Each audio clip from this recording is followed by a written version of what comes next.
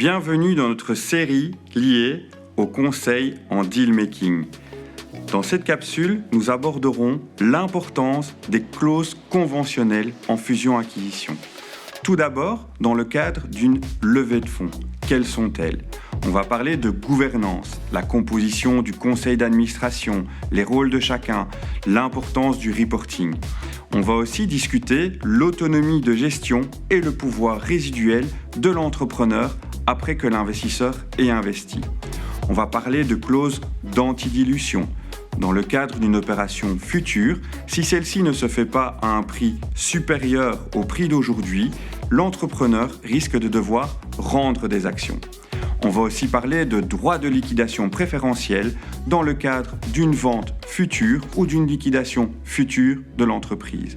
D'autres clauses bien compliquées mais bien connues aussi des investisseurs sont les clauses de good leaver et bad leaver qui vont traiter du départ volontaire ou involontaire de l'entrepreneur. Dans le cadre d'une cession d'entreprise, les clauses sont tout autant importantes, mais légèrement différentes.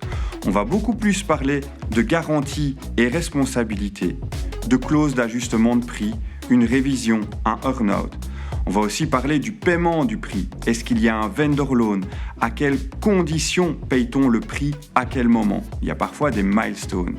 Enfin, l'accompagnement.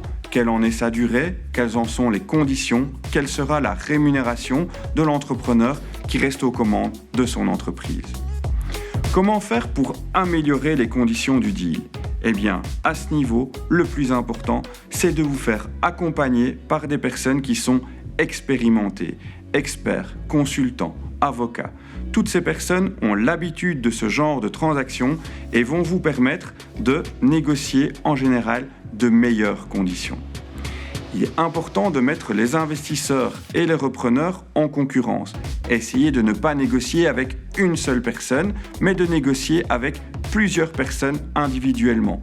Gérez les négociations par silo. Ne regroupez pas ou vraiment uniquement à la fin les investisseurs entre eux.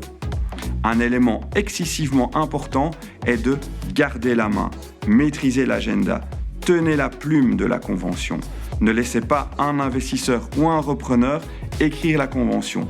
Même si vous avez l'impression que ça vous coûte moins cher aujourd'hui, ça risque de vous coûter beaucoup plus cher demain. Merci pour votre écoute.